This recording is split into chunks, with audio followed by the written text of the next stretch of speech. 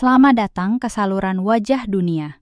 Hari ini, kita akan membawa Anda membongkar berbagai rahasia, keunikan budaya, dan fakta menakjubkan tentang sebuah negara yang penuh dengan warna-warni, yaitu Brazil. Jika Anda mempunyai perancangan untuk mengembara ke sana pada tahun 2026 ini, bersedialah untuk terpesona dengan kisah-kisah luar biasa yang belum pernah Anda dengar sebelum ini. Mari kita mulakan. Nombor 15. Tanah air bagi suku kaum paling misteri di dunia. Tahukah Anda bahawa Brazil mempunyai satu suku kaum yang tidak tahu cara mengira? Ia adalah suku Piraha yang tinggal di sepanjang sungai Maici, jauh di pedalaman hutan hujan Amazon. Dalam bahasa mereka, tiada perkataan untuk nombor seperti 1, 2, atau 3. Hanya wujud konsep sedikit dan banyak. Apabila mereka perlu menerangkan kuantiti, mereka menggunakan ungkapan seperti cukup, tidak cukup, atau terlalu banyak. Bahasa mereka juga tidak mempunyai masa lalu atau masa depan. Segala-galanya diungkapkan pada masa kini. Jadi, daripada mengatakan, saya pergi memburu semalam, mereka hanya berkata, saya pergi memburu. Mereka tidak bercerita kisah lama, mengingati nenek moyang, atau mewariskan legenda. Segala yang mereka pedulikan wujud pada masa sekarang, di sini, dan pada saat ini. Kehidupan mereka sangat berkait rapat dengan alam semula jadi. Mereka memburu, mengumpul hasil hutan, dan menangkap ikan setiap hari, mengambil hanya apa yang mereka perlukan pada masa itu, dan tidak pernah menyimpan apa-apa. Jika ada makanan lebih, mereka akan berkongsinya dan bukan menyimpannya. Dalam pandangan dunia mereka, tiada konsep kelaparan pada hari esok, kerana mereka percaya alam semesta, hutan dan sungai Maici akan sentiasa menyediakan apa yang diperlukan. Cara hidup ini telah menyebabkan ramai ahli antropologi menggelar mereka sebagai suku kaum paling gembira di dunia, kerana mereka hidup hampir tanpa kerisauan atau ketakutan tentang masa depan. Lebih jauh di dalam Amazon, tinggal satu komuniti yang lebih luar biasa. Suku Suruaha, sering dipanggil orang yang hidup bersama hutan. Mereka hidup terasing sepenuhnya dari dunia modern, tidak memakai pakaian, hanya menutupi diri mereka dengan daun atau serat tumbuhan apabila perlu. Mereka tidak menggunakan wang, tiada logam, dan tidak mempunyai konsep harta pribadi. Semua peralatan mereka adalah buatan tangan daripada kayu, batu, tulang, dan buluh. Kehidupan mereka bergantung sepenuhnya kepada memburu, mengumpul hasil, dan menanam beberapa tumbuhan asli seperti pisang, ubi kayu, dan keladi liar. Apa yang membuatkan Suruaha sangat menarik ialah dunia rohani mereka. Dalam upacara purba, mereka menggunakan getah pokok yang mengandungi bahan halusinogenik, selalunya diekstrak daripada akar menjalar khas atau cendawan hutan. Apabila upacara bermula, peserta meminum atau menyedut getah tersebut, lalu memasuki keadaan terpukau, trance. Mereka percaya bahawa pada saat itu, roh nenek moyang mereka muncul untuk bercakap dengan mereka, membimbing keturunan mereka untuk hidup dalam keharmonian dengan hutan, mengelakkan konflik, dan mengekalkan keseimbangan antara manusia dan alam. Akhir sekali, apabila bercakap tentang suku kaum Brazil, kita tidak boleh melupakan Korubo, yang dikenali sebagai suku kaum paling ditakuti di Amazon. Suku Korubo sering dipanggil pemukul kepala kerana senjata tradisional mereka adalah belantan kayu besar yang beratnya hampir separuh daripada berat orang yang memegangnya.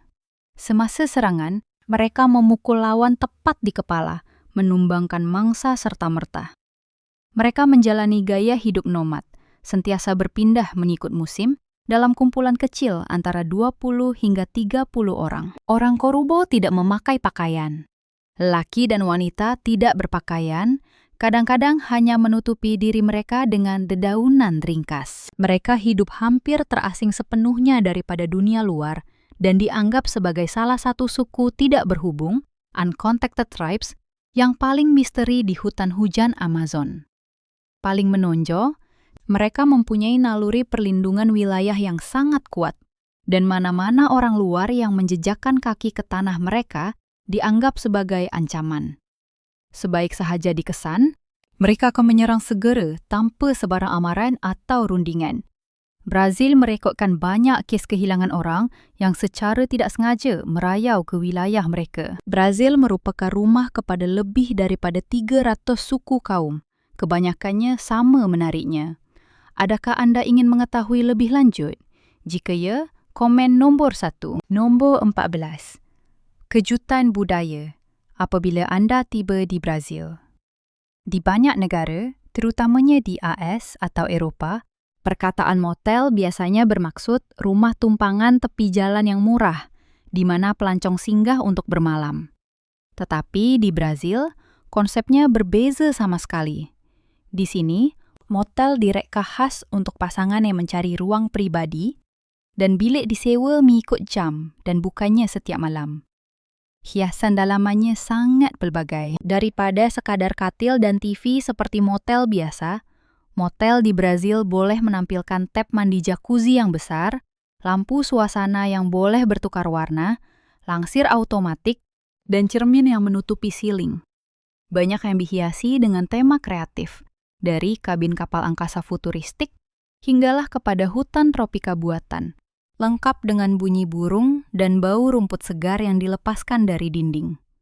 Beberapa bilik malah termasuk kerusi asmara, lantai berputar, dan kostum untuk tetamu yang ingin bermain peranan role play sedikit. Pada tahap ini, Anda mungkin berasa terkejut, tetapi itu masih bukan kejutan budaya terbesar. Apa yang benar-benar menakjubkan ramai pelawat asing ialah betapa selesanya orang Brazil dengan bercium walaupun mereka baru sahaja bertemu. Di sini, ciuman tidak semestinya isyarat romantis antara kekasih. Ia boleh sekadar menyatakan ketertarikan, kemesraan, atau sekadar mempunyai keserasian. Malah, satu kisah pernah tular di TikTok yang mengatakan bahawa di Rio de Janeiro, jika anda saling bertentang mata dengan seseorang selama kira-kira 5 saat, ada kemungkinan besar mereka akan berjalan ke arah anda dan benar-benar mencium anda. Ia kedengaran sukar dipercayai, tetapi ramai penduduk tempatan mengesahkan ia adalah benar. Keterbukaan dan paparan kasih sayang ini juga muncul dalam komunikasi harian. Orang Brazil cenderung bercakap dalam jarak yang sangat dekat antara satu sama lain, dan sering menyentuh lengan atau bahu orang lain untuk mewujudkan rasa hubungan. Jarak sepanjang satu lengan, yang biasa di negara lain, pada asasnya tidak wujud di sini. Bukan sahaja dekat secara fizikal, orang Brazil juga dikenali kerana bercakap dengan lantang dan laju. Ramai pelawat yang datang buat pertama kali menyangka mereka sedang bertengkar. Tetapi hakikatnya, ia hanyalah cara mereka menunjukkan keterujaan dan tenaga dalam perbualan. Satu lagi perkara yang mungkin membuatkan pelancong tergamam ialah betapa berterus terangnya orang Brazil. Jika berat badan anda bertambah, kelihatan letih atau berpakaian berbeza, mereka mungkin akan terus mengulas tanpa teragak-agak. Frasa seperti, adakah berat badan anda bertambah? Atau, anda nampak letih hari ini, tidak dianggap biadab. Sebaliknya, ia adalah tanda keprihatinan yang ikhlas. Nombor 13. Negara dengan wanita paling jelita di dunia. Brazil bukan sahaja terkenal dengan bola sepak dan karnival, ia juga dikenali di seluruh dunia sebagai tanah kelahiran beberapa wanita paling menawan di planet ini. Berjalan-jalan di jalanan Rio atau Sao Paulo akan menunjukkan kepada anda sebabnya. Dengan wanita-wanita yang memiliki sepasang mata dalam yang menawan, hidung kacukan, rambut keriting yang lebat, dan kulit tropika disinari matahari yang menjadi ciri khas mereka. Ramai daripada mereka mempunyai bentuk badan jam pasir klasik dengan pinggang yang ramping dan pinggul yang melengkung. Dan sudah tentu, dengan tubuh badan yang begitu cantik, mereka berkat keyakinan dan daya tarikan semula jadi mereka, wanita Brazil telah mendominasi pertandingan ratu cantik antara bangsa selama beberapa dekad. Dengan 6 mahkota utama, Brazil menjadi negara pertama yang melengkapkan set berprestij gelaran Miss Universe, Miss World, Miss International, dan Miss Earth. Jika ada satu perkara yang mentakrifkan standar kecantikan Brazil, ia adalah lekukan tubuh yang legenda. Di negara ini, lekuk badan bukan sekadar dikagumi, ia diraihkan sebagai sumber kebanggaan negara. Terdapat malah satu pertandingan yang dipanggil Miss Boom Boom, yang secara harfiahnya bermaksud Ratu Punggung, yang diwujudkan untuk mencari wanita dengan punggung paling menarik di Brazil. Ramai wanita menghabiskan berjam-jam setiap minggu di gym, terutamanya untuk senaman gluteus dengan satu matlamat di minda, untuk menjadikannya pejal, bulat, dan sempurna. Bagi mereka yang kekurangan kesabaran atau masa, pembedahan kosmetik adalah pilihan biasa. Brazil pada masa ini menduduki antara negara teratas di dunia untuk prosedur membesarkan punggung. Di sebalik susuk tubuh mereka, wanita Brazil memberi perhatian yang sangat luar biasa kepada butiran rupa paras. Penjagaan kuku, manicure, mingguan, boleh dikatakan satu ritual. Ia bukan sekadar tentang kecantikan, tetapi satu cara menunjukkan penjagaan diri dan menghormati diri mereka sendiri. Dalam budaya mereka, kuku yang sumbing atau tidak terurus boleh membuat seseorang kelihatan cuai atau tidak sopan. Malah, bulu badan juga dirawat dengan cara yang unik. Daripada membuangnya, waxing, sepenuhnya, ramai wanita Brazil lebih suka melunturkannya, bleach. Bulu badan bertukar menjadi warna perang muda atau platinum, sebati dengan kulit coklat mereka di bawah sinaran matahari, memberikan sinar musim panas yang licin, berseri, dan sihat sepanjang tahun. Apabila bercakap tentang cinta, wanita Brazil dikenali sebagai sangat penyayang dan setia. Namun, mereka tidak boleh bertolak ansur dengan kongkongan atau sifat terlalu cemburu. Ramai yang terbuka untuk berkahwin dengan warga asing, asalkan kebebasan mereka dihormati. Pada masa kini, ramai wanita muda juga mengambil inisiatif untuk mencari cinta melalui aplikasi janji temu seperti Tinder atau Badoo. Jadi, ya, peluang untuk memenangi hati gadis Brazil adalah nyata. Jika Anda cukup memerhati dan cukup berani untuk melangkah ke dunia penuh warna-warni mereka, adakah Anda ingin mengetahui beberapa tip tentang cara untuk mendekati wanita-wanita yang menawan dan penuh semangat ini? Jika ya, komen nomor 2. Nomor 12. Perkara asas tentang Brazil yang Anda mungkin tidak tahu. Brazil ialah negara terbesar di Amerika Selatan, mengambil hampir separuh daripada jumlah keluasan benua tersebut, meliputi lebih daripada 8,5 juta kilometer persegi.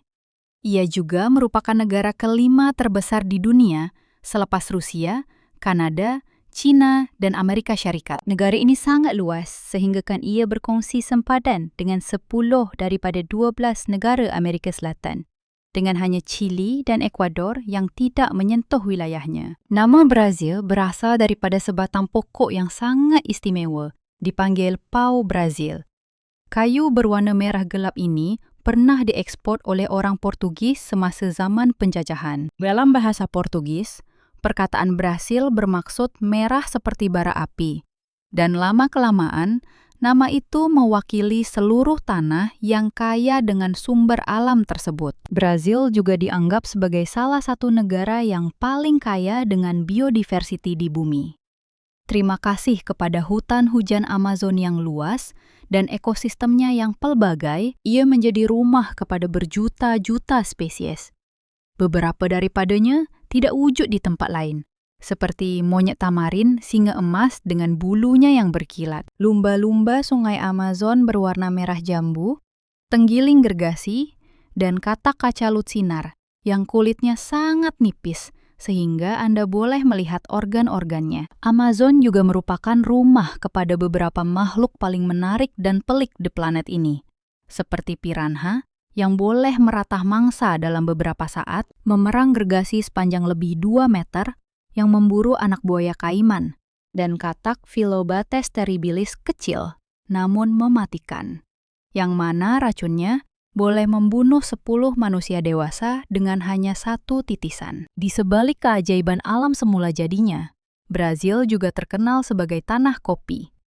Ia adalah pengeluar kopi terbesar di dunia, bertanggung jawab untuk lebih daripada 1/3 bekalan global. Orang Brasil minum kopi setiap hari, dan dengan penuh kasih sayang memanggilnya cafezinho. bermaksud kopi kecil yang disayangi. Mempelawa seseorang untuk menikmati cafezinho dianggap sebagai isyarat layanan mesra. Dan jika Anda dijemput, lebih baik jangan menolak, karena berbuat demikian mungkin dilihat sebagai dingin atau tidak sopan.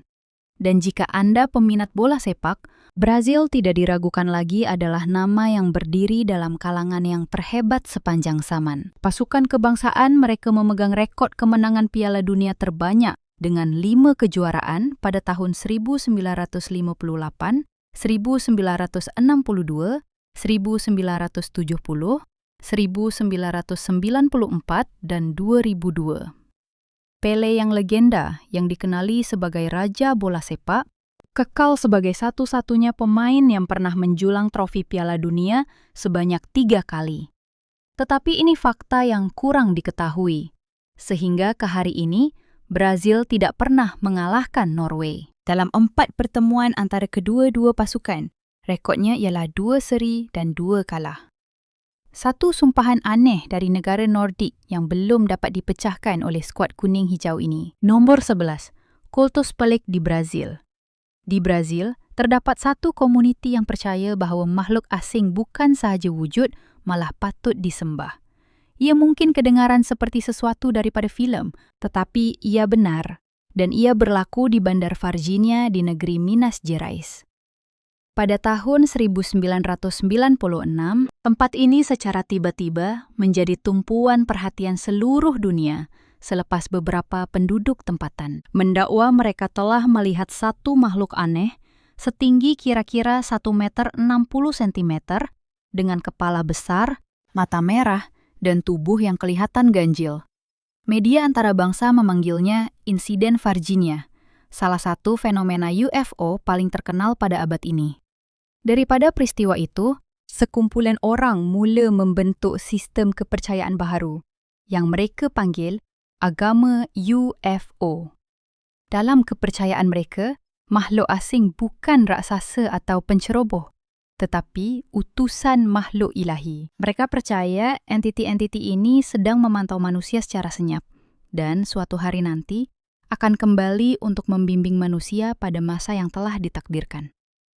Untuk menunjukkan ketaatan mereka, penganut membina kuil berbentuk seperti kapal angkasa di mana mereka melakukan upacara pemindahan tenaga bertujuan untuk berkomunikasi dengan makhluk luar angkasa. Bagi mereka, makhluk asing adalah bukti hidup kewujudan Tuhan di alam semesta yang luas. Tetapi, jika Anda berpikir agama menyembah makhluk asing adalah perkara paling pelik di Brazil, terdapat satu lagi kultus yang lebih berunsur dunia lain. Ia dipanggil Vale do Amanhecer atau Lembah Fajar.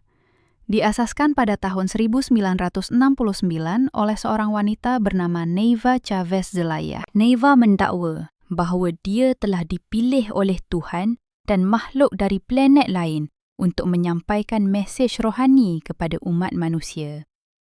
Dari situ, dia mencipta satu sistem kepercayaan yang mencampurkan teologi, mistisisme, dan kepercayaan kepada kehidupan luar angkasa. Tidak seperti agama UFO yang melihat makhluk asing sebagai utusan ilahi, Lembah Fajar mengajar bahawa manusia itu sendiri adalah keturunan tamadun kosmik purba. Mereka percaya bahawa setiap orang membawa percikan tenaga bintang dan melalui amalan rohani, seseorang boleh membangkitkan tenaga itu dan menyucikan jiwa daripada kuasa negatif. Semasa upacara, pengikut memakai kostum berwarna-warni yang diilhamkan oleh mitologi Mesir, agama Kristian, dan malah imej pahlawan angkasa lepas. Ritual mereka mencampurkan doa, meditasi, dan muzik, mencipta suasana yang mistik dan nyata pada masa yang sama. Hari ini, kultus itu mempunyai lebih 800.000 pengikut di seluruh Brazil dan Amerika Selatan, dan kuil utamanya dianggap sebagai salah satu tapak ziarah paling luar biasa di dunia. Nombor 10. Jurang kekayaan yang ekstrim di Brazil. Brazil ialah ekonomi terbesar di Amerika Selatan, mendahului dunia dalam ekspor produk seperti kopi, kacang soya, dan biji besi. Tetapi, walaupun menjadi gergasi ekonomi, negara ini menderita akibat jurang kekayaan yang sangat besar.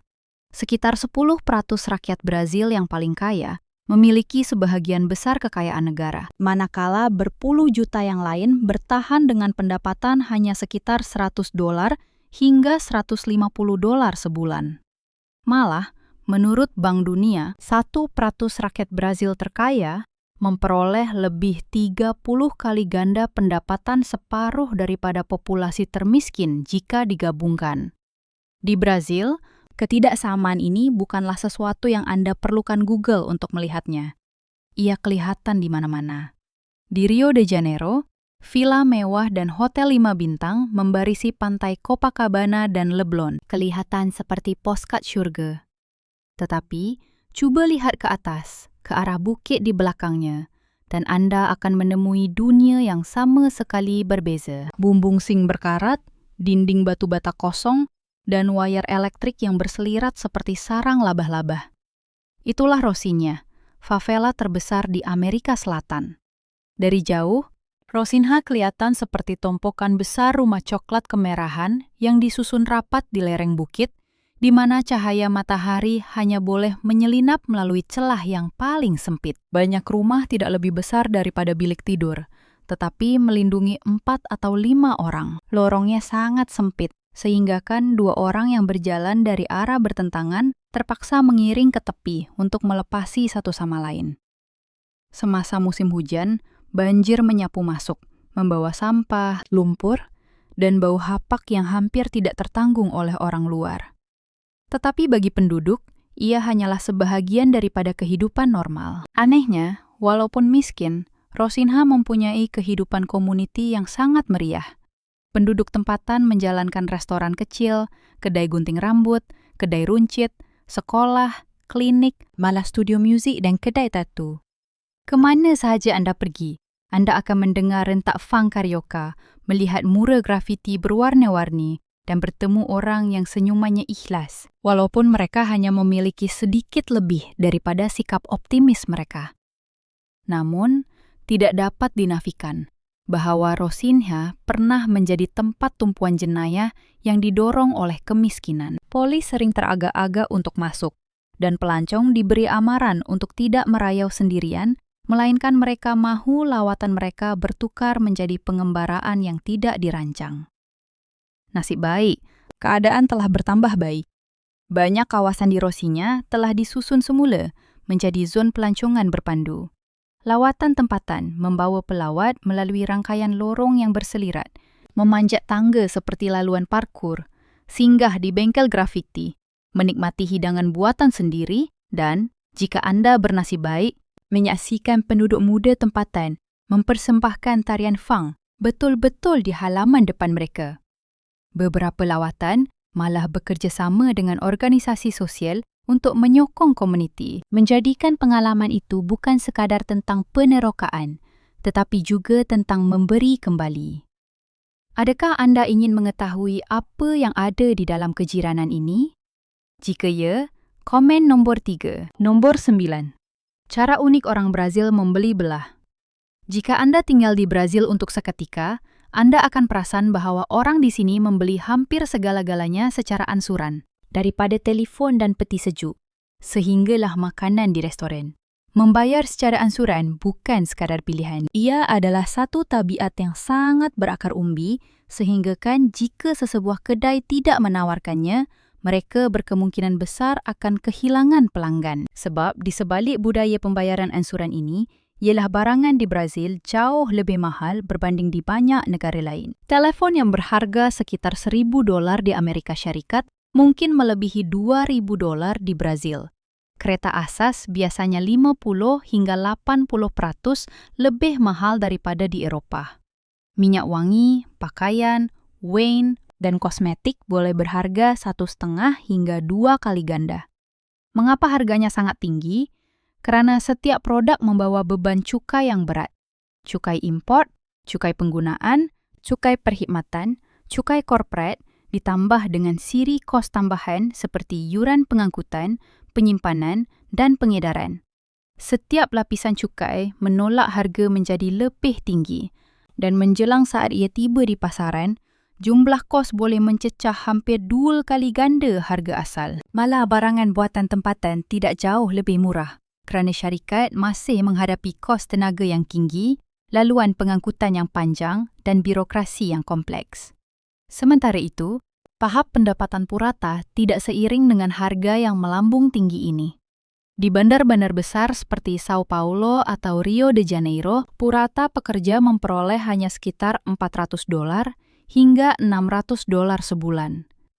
Dengan pendapatan itu, membeli telepon baharu atau perkakas rumah secara tunai adalah hampir mustahil.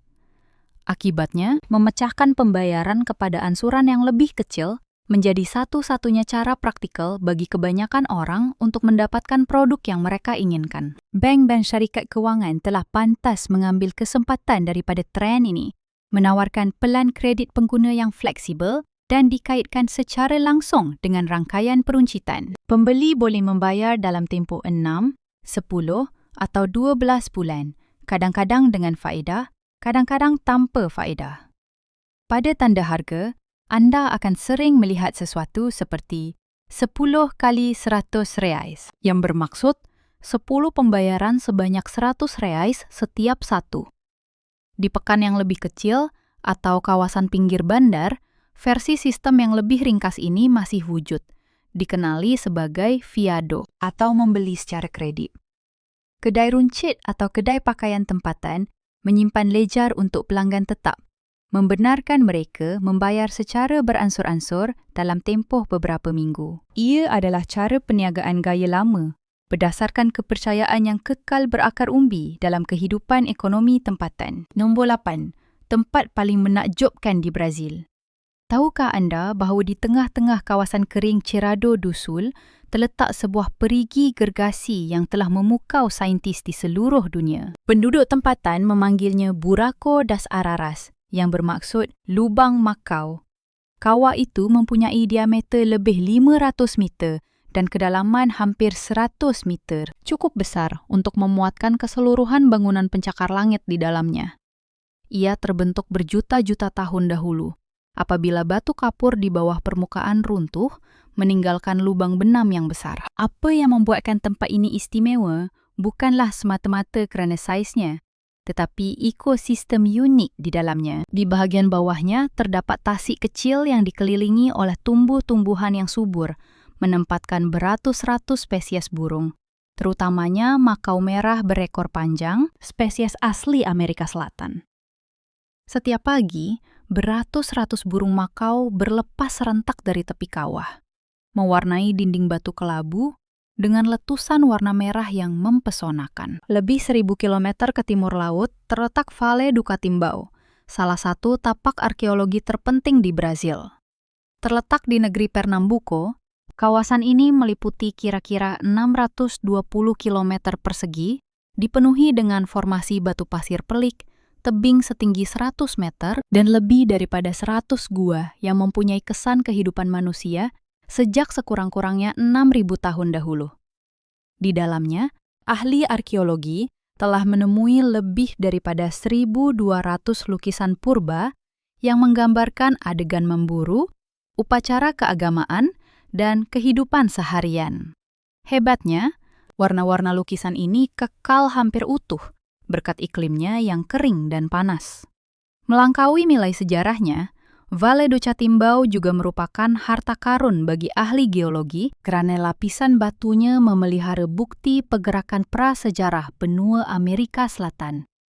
Walaupun sangat penting, lembah ini masih agak tidak disentuh oleh pembangunan pelancongan, membolehkan pelawat menerokainya dalam keadaan semula jadi yang hampir asli. Lebih jauh ke timur terletak Chapada Diamantina, sebuah dataran tinggi purba yang merentasi hampir 40.000 kilometer persegi di seluruh negeri Bahia. Di sini Anda akan menemui dua daripada tasik bawah tanah paling ajaib di dunia, Poco Azul dan Poco Encantado, yang bermaksud perigi biru dan perigi terpesona. Kedua-duanya tersembunyi jauh di dalam gua batu kapur, di mana cahaya matahari hanya menembusi selama beberapa jam setiap hari. Apabila sinaran memancar pada sudut yang sempurna, air yang jernih membiaskan cahaya, menerangi seluruh kolam dalam warna biru virus turquoise yang bercahaya. Airnya sangat jernih, dengan jarak penglihatan melebihi 60 meter, sehingga kan Anda boleh melihat terus ke dasar. Penyelidik telah menemui fosil haiwan prasejarah di Poco Azul yang bertarikh sekitar 11.000 tahun dahulu. Hari ini, pelawat boleh terapung di permukaan dengan jaket keselamatan di dalam air yang jernih seperti kaca. Menyaksikan fenomena cahaya semula jadi yang menakjubkan ini. Yang manakah antara 3 tempat ini yang paling Anda ingin lawati? Komen pilihan Anda di bawah. Nomor 7. Tempat-tempat misteri di Brazil. Di negeri Bahia, terdapat sebuah tasik yang telah membingungkan ahli saintis selama beberapa dekad. Lagoa dos Negros juga dikenali sebagai tasik orang hitam. Meliputi kawasan seluas lebih 15 km persegi, ia terletak di kawasan separa gurun kering Caatinga. Apa yang pelik ialah, ia hilang sepenuhnya pada masa tertentu dalam setahun dan hanya muncul semula beberapa bulan kemudian, penuh dengan air, seolah-olah ia tidak pernah kering. Penduduk tempatan mengatakan bahawa semasa musim kemarau, air tasik itu surut dalam beberapa hari, meninggalkan dasar kering yang merekah. Namun, selepas hujan pertama, air secara misteri kembali. Walaupun taburan hujan tidak cukup banyak untuk mengisi kawasan yang begitu luas, banyak teori telah dikemukakan. Sesetengah ahli geologi percaya terdapat rangkaian gua batu kapur dan sungai bawah tanah di bawah tasik itu, yang bersambung terus ke akuifer dalam, yang menyebabkan paras air naik dan turun dengan tekanan bawah tanah. Ada juga yang berpendapat kawasan itu terletak di atas garisan sesar geologi, di mana air mungkin mengalir melalui rekahan dalam ke dalam bumi. Walau bagaimanapun, kajian hidrogeologi setakat ini belum mengenal pasti laluan tepat air tersebut. Apa yang paling mengelirukan saintis ialah tiada lubang benam, lubang saliran atau saluran bawah tanah yang cukup besar untuk menjelaskan fenomena itu telah ditemui. Penduduk tempatan sebaliknya percaya tasik itu ditelan oleh roh purba yang pernah dipenjarakan di bawahnya, yang dilepaskan setiap kali air surut. Sama ada Anda percaya kepada sains atau legenda, tasik yang lenyap dan muncul semula ini kekal sebagai salah satu misteri terbesar Brazil yang belum terungkai. Kira-kira 2.000 km ke selatan, di negeri Rio Grande do Sul, terletak satu lagi tempat penuh teka-teki yang dikenali sebagai Bandar Hantu Brazil, Minas do Camaquã. Terletak di padang rumput yang terbiar, bandar ini pernah menjadi salah satu pusat pelombongan tembaga paling sibuk di Amerika Selatan semasa abad ke-20. Pada tahun 1950-an, lebih daripada 10.000 pekerja tinggal di sana, lengkap dengan teater, hospital, sekolah, dan pawagam. Sebuah komuniti yang berkembang maju di tempat yang sangat terpencil. Tetapi menjelang awal 1990-an, lombong itu ditutup selepas simpanan tembaga habis, dan penduduk secara beransur-ansur meninggalkan kawasan itu, meninggalkan beratus-ratus rumah yang terbiar dan terowong gelap yang masih dipenuhi jentera lama. Apa yang membuatkan tempat itu menyeramkan bukanlah semata-mata karena runtuhan, tetapi kejadian pelik di dalam lombong. Orang yang pernah kembali mendakwa mereka terdengar bunyi ketukan logam bergema di seluruh terowong, walaupun tiada sesiapa di dalamnya. Sesetengah sensor medan magnet telah merekodkan turun naik luar biasa, melebihi kedalaman 100 meter. Seolah-olah sumber tenaga yang kuat terkambus di bawahnya. Pasukan tinjauan geologi mencadangkan bahawa lombong itu mungkin mengandungi mineral dengan medan magnet tinggi yang mengganggu peralatan.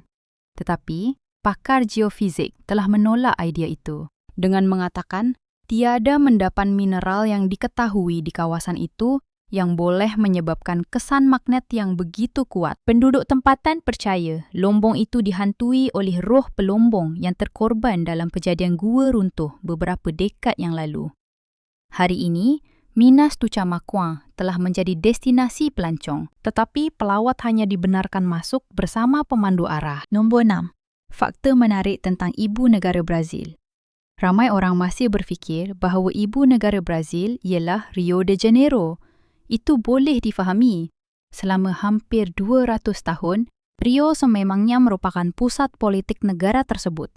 Walau bagaimanapun, apa yang jarang diketahui orang ialah bandar tepi laut ini pernah menjadi ibu kota kepada negara Portugal sendiri. Pada tahun 1808, apabila Napoleon menyerang semenanjung Iberia, Raja João VI dari Portugal melarikan diri ke Amerika Selatan bersama seluruh kerabat dirajanya, menjadikan Rio de Janeiro sebagai nadi Empire Portugis selama 13 tahun.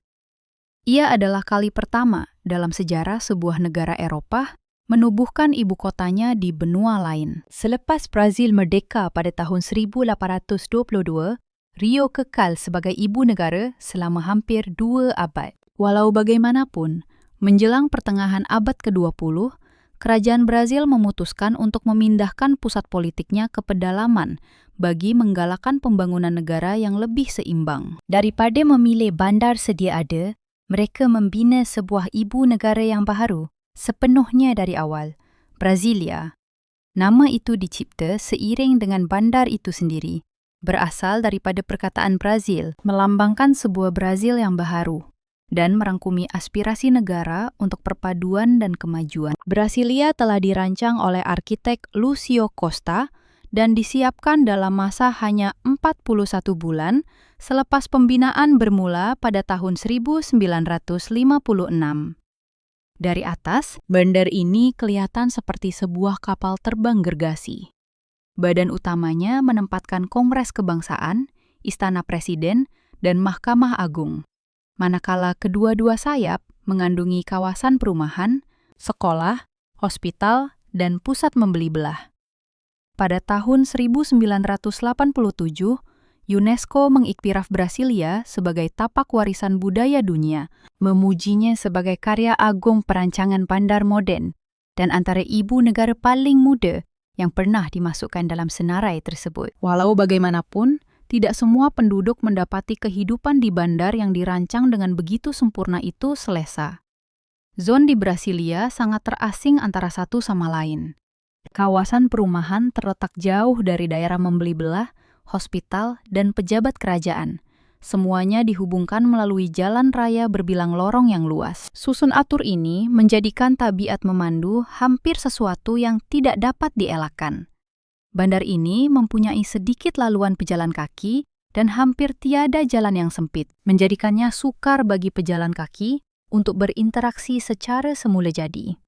Ramai rakyat Brazil bergurau dan menggelar Brasilia sebagai ibu kota yang dibina untuk kereta, bukan untuk manusia. Satu tinjauan oleh Universiti Brasilia pernah mendapati bahawa lebih 70% penduduk berulang-alik menaiki kereta persendirian setiap hari, iaitu kadar tertinggi di negara ini. Perancang bandar masih menganggap Brasilia sebagai satu ikon seni bina, tetapi juga sebagai satu contoh yang membangkitkan persoalan sama ada bandar yang kelihatan sempurna di atas kertas boleh benar-benar sempurna untuk orang yang tinggal di dalamnya. Apakah pendapat anda tentang perkara itu? Kongsi pendapat anda di ruangan komen di bawah. Nombor 5. Kehidupan malam yang meriah di Brazil. Apabila bercakap tentang kehidupan malam di Brazil, 3 bandar paling menonjol, Rio de Janeiro, Sao Paulo, dan Salvador.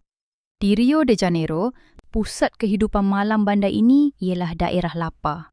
Kejiranan bersejarah ini terletak di bawah Arcos da Lapa, sebuah saluran air batu yang dibina pada abad ke-18. Selepas sistem tram yang pernah melintasinya ditutup, kawasan itu telah diubah menjadi hub hiburan terbesar di Rio. Hari ini, dalam hanya beberapa blok di sekitar dataran Lapa, terdapat lebih 200 bar, kelab malam, dan tempat persembahan muzik langsung yang beroperasi setiap malam. Muzik adalah jiwa kejiranan ini, terutamanya samba, satu genre yang lahir di Rio ini pada awal abad ke-20. Ramai artis samba legenda Brazil seperti Cartola dan Beth Carvalho memulakan kerjaya mereka membuat persembahan di Lapa, menjadikannya buayan, cradle, bagi irama samba. Berkat warisan itu, setiap hujung minggu, berpuluh-puluh ribu orang berpusu-pusu ke sini untuk menari, mendengar muzik, dan menghirup koktel ikonik bandar itu, caipirinya. Sementara Lapa mewakili semangat tradisional Rio, Sao Paulo mempamerkan wajah moden kehidupan malam Brazil. Sebagai bandar terbesar di Amerika Selatan dengan lebih 12 juta penduduk, Sao Paulo hampir tidak pernah tidur.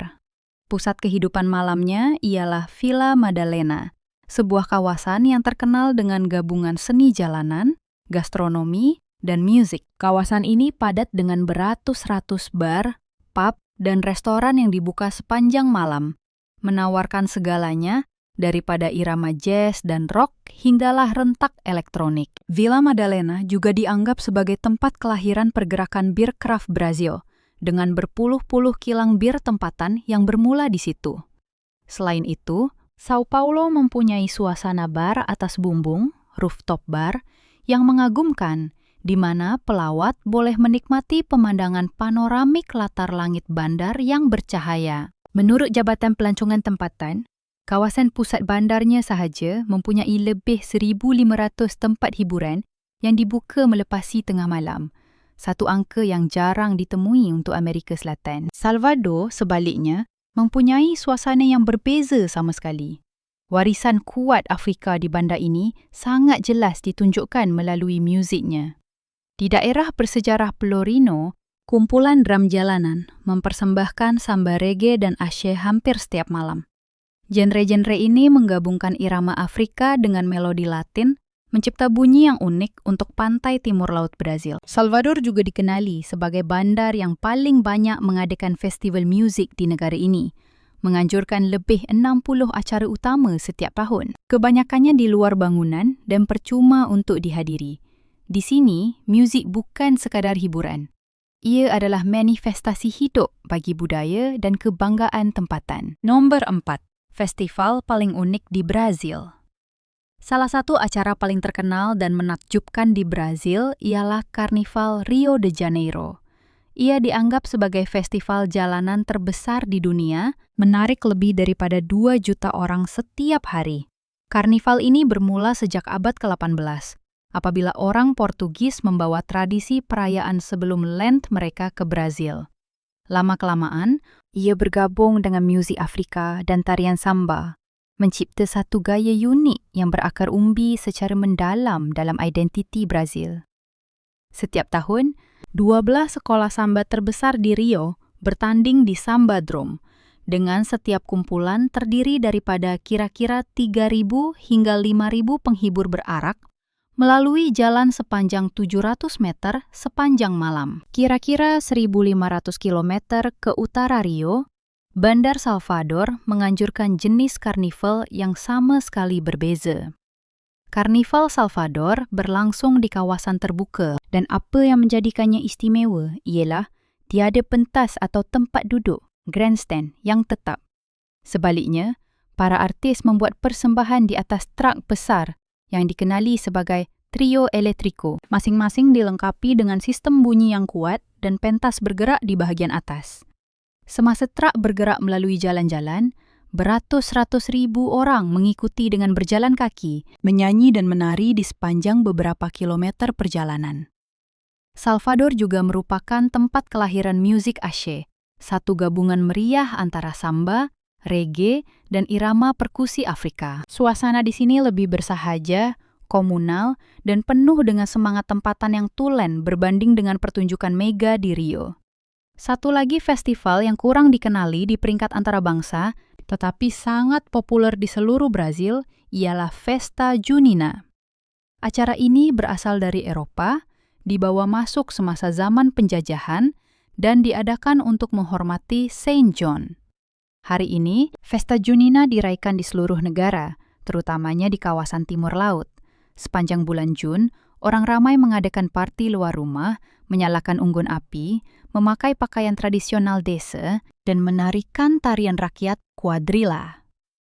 Kemuncak yang menyeronokkan ialah majlis perkahwinan olok-olok, di mana peserta melakonkan satu perkahwinan desa yang kelakar, lengkap dengan pengantin perempuan, pengantin lelaki, pemuzik, dan juga lakonan penculikan pengantin perempuan yang suka-suka. Satu penghormatan ceria kepada adat lama di luar bandar. Nombor 3. Hidangan wajib cuba di Brazil. Hidangan pertama yang semua orang patut cuba apabila melawat Brazil ialah feijoada. Stew kacang hitam yang terkenal ini sering dipanggil sebagai hidangan kebangsaan negara itu. Feijoada dibuat daripada kacang hitam dan pelbagai potongan daging babi yang disajikan bersama nasi putih, irisan oren, dan sayur-sayuran tumis. Tetapi apa yang menjadikannya istimewa bukanlah hanya resipinya. Ia adalah sejarah di sebaliknya. Hidangan ini bermula pada abad ke-16 apabila hamba Afrika menggunakan lebihan daging daripada tuan mereka dan memasaknya bersama kacang hitam untuk menghasilkan hidangan yang mengenyangkan. Lama-kelamaan, feijoada menjadi simbol gabungan budaya Brazil dalam kalangan penduduk Eropah, Afrika, dan orang pribumi. Hari ini, secara tradisinya, rakyat Brazil memakannya pada hari Rabu dan Sabtu, dan banyak restoran menyajikannya hanya pada 2 hari tersebut sebagai sebahagian daripada adat itu. Makanan asasi popular yang lain ialah pão de queijo, yang bermaksud roti keju. Roti bakar kecil ini dibuat dengan tepung ubi kayu, tapioka, dan bukannya tepung gandum, memberikan tekstur yang kenyal dan tidak seperti mana-mana roti biasa. Pão de queijo pertama kali muncul pada abad ke-18 di negeri Minas Gerais, di mana ubi kayu lebih mudah didapati berbanding gandum. Walaupun asal-usulnya sederhana, ia kini ditemui di mana-mana sahaja, dari kafe tepi jalan hinggalah ke rangkaian makanan segera. Setiap tahun, rakyat Brazil mengambil lebih daripada 1 bilion keping roti keju dan banyak syarikat penerbangan domestik malah menghidangkannya sebagai makanan ringan kebangsaan. Akhir sekali, terdapat brigadeiro, pencuci mulut yang disayangi, dan ditemui di hampir setiap majelis hari jadi di Brazil. Dicipta pada tahun 1940-an, brigadeiro menggabungkan susu pekat, serbuk koko, dan mentega yang digulung menjadi bobola kecil dan disalut dengan taburan coklat. Ia dinamakan Sempena Komander Tentara Udara Eduardo Gomes, yang pernah bertanding untuk jawatan presiden. Sukarelawan dalam kampanye membuat hidangan ini untuk mengumpul dana, dan ia dengan cepat menjadi terkenal di seluruh negara. Lebih 80 tahun kemudian, brigadeiro kekal sebagai bintang di setiap meja pencuci mulut di Brazil. Nombor 2. Tip perjalanan melawat Brazil. Salah satu perkara pertama yang perlu diketahui pelancong semasa melawat Brazil ialah jangan membawa barang berharga ketika keluar. Di bandar besar seperti Rio de Janeiro atau Sao Paulo, kegiatan seluk saku atau ragu telefon boleh berlaku walaupun pada siang hari, terutamanya di kawasan yang sesak atau tempat pelancongan. Penduduk tempatan jarang memegang telefon mereka semasa berjalan dan hanya mengeluarkannya apabila perlu. Jika anda ingin mengambil gambar, adalah terbaik untuk melihat sekeliling terlebih dahulu atau minta rakan untuk memerhatikan barang kepunyaan anda untuk mengelak daripada menjadi sasaran. Tip penting yang lain ialah mengelak daripada menaiki teksi yang menunggu di jalanan, terutamanya berhampiran lapangan terbang atau zon pelancongan. Sesetengah pemandu mungkin mengambil kesempatan terhadap pelancong dengan mengambil laluan yang lebih jauh atau mengenakan bayaran tambahan. Aplikasi e-panggilan seperti Uber atau 99 adalah lebih selamat dan boleh dipercayai, memandangkan harganya adalah tetap dan laluan boleh dikesan. Di lapangan terbang, Brazil mempunyai kawasan yang dikhususkan untuk pengambilan berasaskan aplikasi. Jadi, terus sahaja ke pintu yang bertanda khusus untuk aplikasi tersebut. Di pantai, jangan sesekali meninggalkan barang Anda tanpa diawasi. Di Rio, kecurian pantas lari dan ragut yang dikenali sebagai arrastao, di mana sekumpulan orang berlari laju dan meragut barang pelancong, boleh berlaku apabila pantai menjadi sesak. Penduduk tempatan biasanya hanya membawa sejumlah kecil wang tunai, telefon lama, atau kad kunci hotel mereka. Jika mereka ingin berenang, mereka meminta seseorang di kerusi berdekatan untuk memerhatikan barangan mereka. Satu amalan yang sangat biasa dan agak selamat. Apabila membeli cenderamata atau snack, sentiasa periksa harga sebelum membayar. Beberapa peniaga jalanan mungkin meletakkan harga yang melambung tinggi sebaik sahaja mereka mengecam anda sebagai pelancong. Di pasar seperti Feira Hippie di Rio, atau Mercado Municipal di Sao Paulo, proses tawar-menawar adalah perkara yang sangat normal. Jika penjual enggan menurunkan harga, hanya senyum, ucapkan terima kasih, dan beredar dari situ. Ada kemungkinan besar mereka akan memanggil Anda semula dengan tawaran yang lebih baik.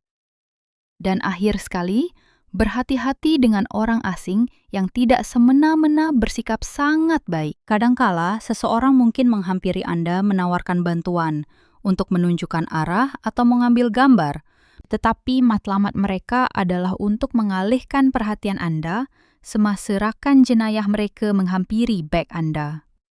Cara terbaik untuk kekal selamat adalah dengan tersenyum, menolak dengan sopan, dan terus berjalan.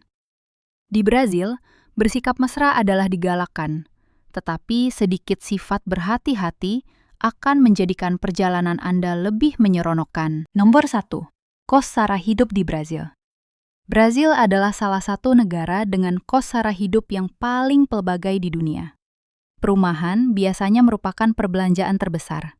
Di tengah Sao Paulo, sewa pangsapuri satu bilik tidur berharga antara $600 hingga $900 sebulan, manakala di pinggir bandar, ia sekitar $400. Di bandar yang lebih kecil, sewa menurun kepada kira-kira $250 hingga $350. Perbelanjaan makanan sangat bergantung kepada gaya hidup Anda. Jika Anda memasak di rumah, seorang dewasa biasanya membelanjakan sekitar $100 hingga $150 sebulan untuk barangan asas seperti beras, kekacang, daging, sayur-sayuran, dan buah-buahan. Produk tempatan adalah berpatutan, tetapi barangan import seperti keju atau wine boleh jadi agak mahal. Makan di luar menelan kos yang lebih tinggi. Makan tengah hari biasa adalah sekitar $5 hingga $7, manakala makan malam julat pertengahan pula berharga antara $15 hingga $25 seorang. Pengangkutan awam di bandar-bandar besar menelan belanja sekitar $1 setiap perjalanan, atau $40 hingga $60 untuk pas bulanan. Perkhidmatan e-panggilan seperti Uber lebih populer dan selamat, walaupun lebih mahal, dengan purata $5 hingga $10 untuk perjalanan singkat. Perbelanjaan tetap lain seperti elektrik, air, internet, dan bil telepon adalah sekitar $80 hingga $120 sebulan untuk sebuah isi rumah kecil. Internet berkelajuan tinggi biasanya berharga $25 hingga $35. Sistem penjagaan kesihatan awam adalah percuma, tetapi seringkali terlalu sesak. Jadi, ramai warga asing memilih insurans swasta yang julatnya bermula dari $50 hingga $150 sebulan. Secara purata, seorang individu bujang yang tinggal di bandar utama seperti Sao Paulo memerlukan kira-kira $800 hingga $1.200 sebulan untuk gaya hidup yang selesa, manakala di bandar-bandar yang lebih kecil, $500 biasanya sudah memadai. Jadi, kita baru sahaja meneroka 15 fakta menakjubkan tentang Brazil. Semoga apa yang dikongsikan hari ini telah memberi anda perspektif yang baharu dan lebih mendalam tentang negara yang menakjubkan ini. Sebagai tambahan, jika anda merancang penjelajahan di tahun 2026 ini, semua data dan tip perjalanan yang dikongsikan wajar dijadikan panduan. Jika anda mendapati video ini membantu, jangan lupa untuk menekan butang suka, langgan, dan hidupkan lonceng pemberitahuan supaya anda tidak akan terlepas pengembaraan kami yang seterusnya. Fakta manakah yang paling menarik perhatian anda? Jangan teragak-agak untuk meninggalkan komen di bawah. Kami amat berbesar hati untuk mendengar pendapat anda. Maklumat ini hanyalah untuk rujukan semata-mata. Jadi, sila lakukan kajian anda sendiri sebelum membuat sebarang keputusan. Terima kasih kerana terus menyokong Wajah Dunia.